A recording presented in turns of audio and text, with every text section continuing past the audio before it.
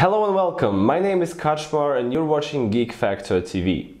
Today I'll be talking to you about a game called The Valley of Alchemists. The Valley of Alchemists is a game that is about to be on Kickstarter beginning on October 17th, so depending on when you're watching this video, the Kickstarter campaign already launched or will launch very soon. In any case, the link to the Kickstarter campaign is in the description below. I will post the link to the into the description below once the campaign starts. The campaign will end on November 9th, and you will get a chance to help make this game a reality. The game is designed by Kamil Langi and is brought to you by Creative Maker. Now, Creative Maker asked me to do a short overview of the game, which is what I'm gonna do for you.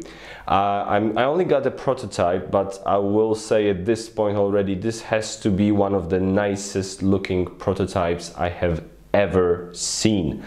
And well, because a lot of it, well, the artwork is basically final, but some details might still change.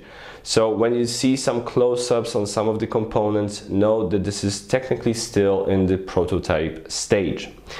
Now, I didn't unfortunately get a lot of time with the prototype. I have to return it very soon, so I can't do like a proper how to play video or a proper review, but I will give you an overview of the rules of the game, and when we get back, I will tell you what I think about the game, give you my first impressions after playing a few run-throughs of The Valley of Alchemists. So let's begin with the overview of the rules.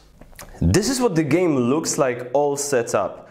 Now, I've set up a game for 2 players, but unfortunately when it's set up for 2 players, the entire setup won't fit into the frame. So what it actually looks like for a single player, this is a single player's area. So as you can imagine, this is the other player's area right here to the right of the frame. Now, what does each player get? Each player gets a player board, their own elixir chest crate, and their own supply board or ingredients board. Then he gets those 4 special action tokens. Then we take all the elixir cards and we shuffle them into a deck. Now, the number of the elixir cards in the deck is dependent on the number of players. For example, in a 2-player game, we put 35 cards into the deck. Then we have the experience points tokens in 3 denominations. 3 experience points, 4 experience points, and 5 experience points. Now, before we get further into the gameplay, first let's talk about this. Because this is one thing I want you to understand. These small little crystal-like looking components, these are so-called ingredients. Now, here we have decoctations. As you can see, the ingredients come in 4 colors: white, red, yellow, and blue, while the decoctations come in 6 colors. Now, this one is a special ingredient, this transparent one, because this is water. This is important for you to understand because you might be a little bit confused, that you might think that the blue one is water, but no, the transparent one is water. This is one thing I wanted to make sure you understand, because also this is the one thing that the rulebook wants to make sure we understand. This is also each player's personal supply. Now, every player gets 6 ingredients in every color and 3 decoctations in every color. Now, the way this game is gonna work is you're gonna be taking ingredients from this board, placing them on your player board, then you're gonna be turning those ingredients into decoctations, and then you're gonna be turning decoctations into elixirs. Now let's take a look at the player board. What do we have here? Well, first of all, we obviously have some beautiful artwork. Here we have all the actions listed out that I'll tell you about in a second. And now we have 4 tracks. Each player takes 4 cubes of their chosen color, which is the same color as the color of their, well, player board. As you can see here, I've chosen blue for this player. And now here we have those tracks. Now those tracks represent your skill in obtaining ingredients. And as you can see, each track has 6 spaces on which you can put your marker. So at the beginning of the game, your skill of obtaining each of the ingredients is at level 1. This is a very important thing to understand, to remember. This is not level 0, this is level 1. Level 2, level 3, 4, 5, and finally level 6. You can never go below 1 and you can never go above 6. Now, as I said, you're going to be turning ingredients into decoctions. Now, the rate of exchange, which ingredients do you have to mix to make a certain decoction, this is listed right here. This is what you have to do when you're performing the action brewing decoctions.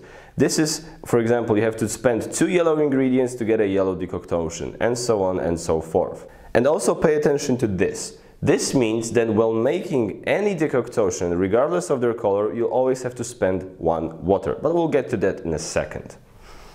The final thing when it comes to setup I want to tell you about is that before the game, each player gets to raise their skills by 2. And by skills I mean by their skill levels. And what I mean when I say by 2 is that I mean you can take 1 skill and raise it from level 1 to level 3, or you can take 2 skills and raise them from level 1 to level 2 both. The choice is yours. Right, so now let's talk about the gameplay. The game is played over a series of turns. Each player, beginning with the first player and then going in circle in clockwise order, each player takes their turn. And on their turn, each player performs 2 actions. Now this is important. The turns are not divided into any phases. Every time it's a player's turn, they perform 2 actions, then it's the next player's turn and they perform 2 actions, and the game goes on like this until the end game conditions are met and the game finishes and the winner is crowned. So those 2 actions you can perform out of 5 possible actions. They're all listed on your player board like I mentioned just a second ago. So when it's your turn to perform your 2 actions, you can perform any of those 5 actions in any order you wish, and you can perform the same action twice. Now those actions are collecting ingredients, which is going to be taking ingredients and placing them on your player board. Brewing decoctions, which will be taking ingredients from your player board and exchanging them into decoctions, which will also be placing on your player board. Then we will have making elixirs, which is taking decoctions from your player board and gaining some elixirs and then placing those elixirs on your chest crate. Then there is the rearranging elixirs actions, which is where you can take an elixir and you can change where they are located in your chest crate. And finally there is the selling a line of elixirs actions, which is where you take a line of elixirs from your chest crate and you sell them to gain experience points and also to make room for future elixirs in your chest crate. Let's go over those actions really quickly right now. So collecting ingredients is very simple. You take a look at this skills track right here on your player board. You see where is the marker on each track. For example, let's say the situation looks a little bit like this. Then you pick 2 colors and you take ingredients in those colors in the number which is suggested by the marker's position on the track. So for example, let's say for my first action I want to collect ingredients and I want to collect a red ingredient and a white ingredient, which is water, because all I can collect are 2 colors of ingredients. So with the red one I am at level 3, which means I am collecting 3 red ingredients and placing them on my player board. With water I am at level 2, which means I am collecting 2 water ingredients and placing them on my player board. That was a single action. Important thing to remember here is that you can never have more than 6 ingredients of each color on your player board. It's easy to remember because this is all you get at the beginning of the game during setup on your supply board. What is important to note here is that you are never gonna be lower on the track than you are at any given point during the game, which means whenever you are gaining ingredients, you are not reducing your skill by any number, which means you're not moving the marker to the left of the track. This is simply your skill, and when you get to a level 3, for example, to skill level 3, this means that when you're collecting ingredients, for example with this one, red ingredients, you get 3 red ingredients. That's all it means. When you spend 3 red ingredients in your next action, you're not moving it back here. This is not what happens. When you move it, it stays there. Now that was collecting ingredients action. The second possible action is brewing decoctions. The way I brew them is I take a look at the exchange rate, so to speak, right here. I remove those ingredients from my player board and I change them and I make some decoctions out of them. For example, I want to make a red decoction, and in order to make that I have to spend 2 red ingredients and 1 white ingredient. So that's what I do. I'm taking 2 red ingredients, 1 white ingredient, I'm returning them to my supply board right here, and I'm taking a single red decoction and I'm placing it on my player board right here. Like I've said, when you were collecting ingredients, all you could do is pick 2 out of the 4 possible ingredients. With decoctions, with a single action, you can make as many decoctions as you wish, as long as you have the ingredients you need. So for example, well obviously if you can't have more than 6 in each color of the ingredient and you need water for each decoctions, then obviously you can't make more than 6 in a single action, but it is possible to make 6 decoctions with a single action, as long as you have the necessary ingredients to do so. So that was the second action, brewing decoctions. The third possible action is making elixirs. The situation is somewhat similar here because also I can make as many elixirs as I want during a single action, as long as I have the decoctions to spend. And the way I do it is I take an elixir card that I want and I take a look at the bottom right corner. This lists the decoctions that I need to make this elixir. So for example, this one requires 2 yellow decoctions. I take those 2 yellow decoctions, I return them to my supply board, and I place the elixir on my chest crate. Now the position of it matters. You will see why when we're going to be discussing this selling a line of elixirs. So I'm putting it wherever I want, wherever I have a free spot. Obviously, a single spot can only be occupied by a single elixir card. Now when I'm done with this action, making elixirs, when I'm done with my turn, because for example I can take 2 turns making elixirs, but it's not really, it wouldn't make much sense because like I said, with a single action you can make as many elixirs as you want. So for example, I made like 3 elixirs with a single action. I placed them like so. And now it's going to be the next player's turn, but before it's his turn, I have to make sure I refill those 10 cards that were set up here at the beginning of the game. Because you can only make elixirs from the 10 that are laid out in front of you. Also, whenever you make an elixir, you immediately gain the bonus listed in the top left corner. And by bonus, I mean you get to raise one of your skill stats by 1. Or 1 or 2, for example. Right here you get to raise 2 of your stats by 1. So in this case, for example, I get to raise the yellow skill by 1, so I'm moving the marker on the yellow track by 1 spot to the right. So that's what making elixirs looks like. Let's now talk about rearranging elixirs, which is the 4th possible action. Now this is fairly simple because you have 2 options with this action. You can take 1 elixir from any spot in your chest crate and place it into a different spot, in any spot, obviously available empty spot, in your chest crate. Or the second option is to take 2 elixirs in your chest crate and switch their positions, like so.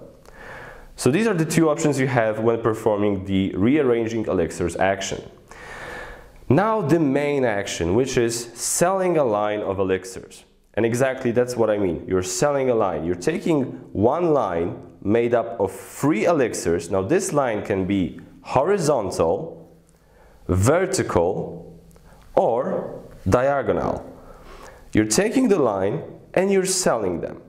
Now, what you get for that is obviously you get the experience points listed on the card, and you can get some bonuses. Now, what can you get the bonuses for?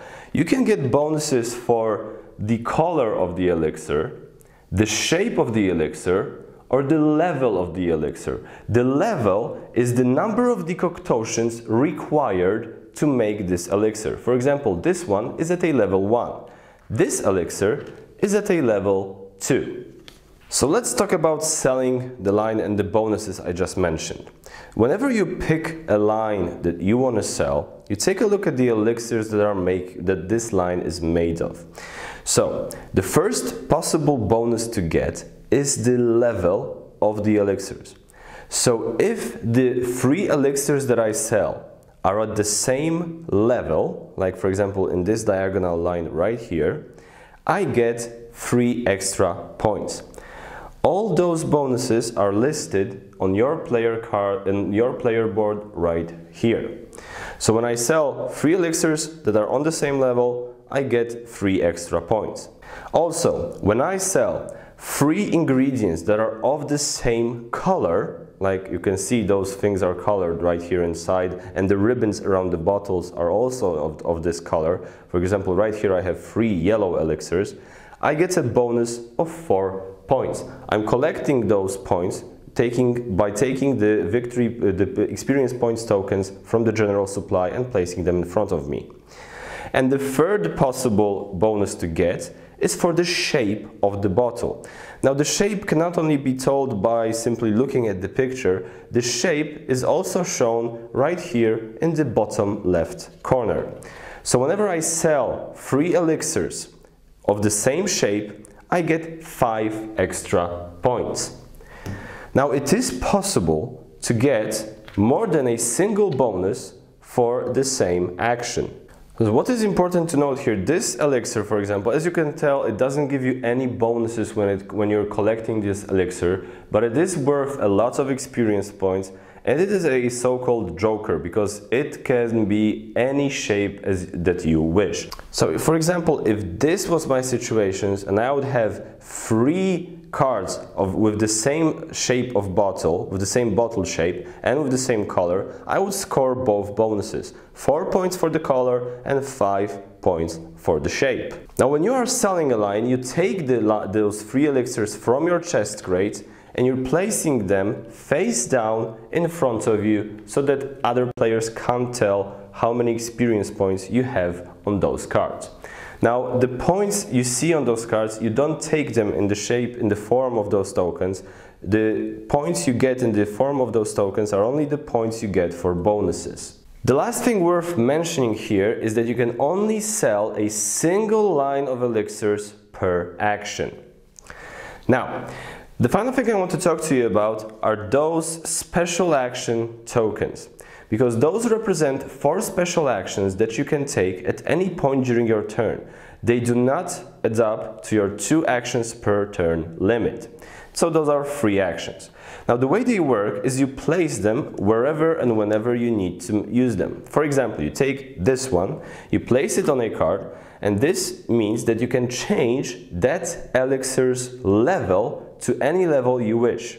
You make the decision which level this elixir is now at when you're selling this elixir.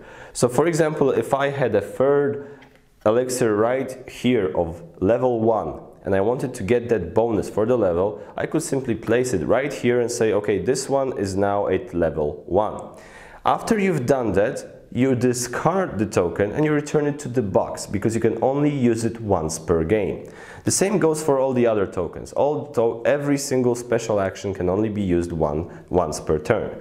This one works in a very similar way, only in this case you are changing the elixir's shape. And also at the moment of selling the line of elixirs, you are deciding, okay, so this is of that shape, for example. After that, you are also discarding it and returning it to the box. This one works exactly the same, only in this case you are changing the elixir's color to any color you wish. Just announce it when you're selling the line of elixirs. This one works slightly differently because this one is changing the colors of your decoctations. And the way that works is you can take up to 3 decoctations at a time and place it on this token and say, okay, these are no longer red, they are now yellow. And once you've dispensed of them, you also get rid of this token and you return it to the box. And this is what the gameplay looks like, basically. Each player gets 2 actions. You are changing ingredients into decoctations, decoctations into elixirs. You are selling elixirs to get experience points, both in the form of tokens and in the form of those cards. The game ends once you draw the final card from this deck. Once that happens, you finish the round so that each player gets to have the same number of turns, and then you count up the score. You count up the experience points from the tokens, from the cards you collected by selling the elixirs, and also some extra points. You also get the experience points from the cards in your chest crate, and then each pair of unused decoctations on your player board is worth 1 experience point. The player with the most points wins the game. Now I know I said I wasn't gonna do like a complete tutorial, how to play video, but to be honest, that's all you need to know. That's all you need. This game is very, very simple, and it's also the thing that you just saw. The reason why I don't even have to make a proper how to play video is one of this game's advantages. It's very simple. It's very easy to learn. With a little bit of a handicap, you can play it with your kids, so it's also kind of a family game. When it comes to complexity, I would rate this game somewhere above Splendor, like, you know, a Century Spicer or somewhere in this area. This is where I would place this game. Now, first of all, the first thing that comes to mind when I look at this game is obviously well, I can't talk about the components quality just yet because, like I said, this is a prototype, but the artwork. The artwork is simply stunning. I know there's not a lot of it because we have those elixir cards and we have the player boards, but what we have looks beautiful. I mean, when you set it up, you just want to play it. And even the things like ingredients or experience points tokens, even though they are in prototype version, they still look pretty good. Now, whenever this is the case, I always want to acknowledge the artist behind this. So hats off to Barbara Wiszyńska, who is the artist behind the beautiful graphics you can see on this game. So that's one thing. The second thing I want to talk to you about is something that I've come to love in board games. I've seen it recently in Scythe or in Raiders of the North Sea, or we're about to see with Alien Artifacts, is the continuous action making mechanism. There are no phases. There is no production phase, preparation phase, cleanup phase, sunbathing phase, whatever phase you can come up with. No, there is none of that. There is actions. I love how dynamic the game is because of that. This is always the case. The game is very dynamic. It's the energy is up there. There isn't a lot of downtime because with the restrictions you have as far as the number of the ingredients and the decoctations is concerned, and the 10 elixirs that you have laid out in front of you, there isn't really all that much to think about, which is a good thing because there is still enough for you to think about, to exercise your brain in the way we like to exercise our brain with games like this, but there isn't so much that it creates a massive amount of downtime, or people who are prone to analysis paralysis are gonna have their way with it. No, there isn't a lot of analysis paralysis moments of this game. There isn't a lot of downtime. Plays very quickly, and and even though this is a very Euro type game, this is still there is some theme to it, and some people may think that the theme is very thin. I gotta say, when we were playing and I gave my wife the story, the fluff, we could find the rule book about the iceberg, the glacier coming through the mountains and melting, and all the flora and fauna it left behind for the alchemists to discover. We played some Harry Potter soundtrack in the background. I gotta say, we kind of got in the mood and we felt the theme come through. We felt like alchemists mixing those potions. We're also a sucker for games about alchemists, I'll give you that. So that's what I love, that's what I like about this game. One thing I have to make note of, and I don't know how much of that will still change with the final product, but those things right here in the bottom right corner of every card, the decoctions you have to use to make that particular elixir, these are gonna be very hard to tell apart for people who are colorblind. I have to say that because I am colorblind and I had a lot of difficulty with this one. So much so that I think I will only play this once it comes out, obviously. I will only play this with my wife because my wife is happy to help me, to tell me, yeah, this one is this color, yeah, this one is this color, without using me asking her as an advantage to, you know, take advantage of knowing where what I'm aiming for. So that's how I play with my wife with games like this. So I don't know, this might change. I don't know. I talked to Creative Maker about this. They are still discussing it. So I don't know what will happen. It might change when we come to the final finished product, but it is an issue I wanted you to know about. So like I said, this is like a first impression. These are the things that I liked about this game. I like how smooth it is. I like how dynamic it is. I love how it looks, and even I felt a little bit of the theme come through with this one. So I strongly encourage you to take a deeper look, take a closer look at the campaign. Watch, maybe after watching this video, maybe something came to mind about whether you like this, whether it's something you might like or not. And like I said, I can't make the decision for you, but I strongly urge you to give this game a chance and to give this game a closer look. So that's all for me. Thank you, Creative Maker, for providing me with a copy of this game, and I wish you all the best. The Kickstarter launches October 17th. It ends on November 9th. The link to the Kickstarter campaign will be in the description below once the Kickstarter campaign launches.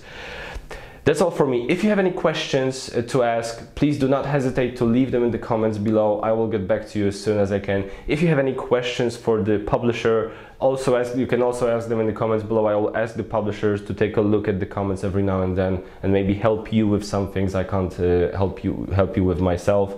And that's it. Thank you for watching. Subscribe, comment, critique, and I hope I see you soon. Thank you very much. Bye-bye.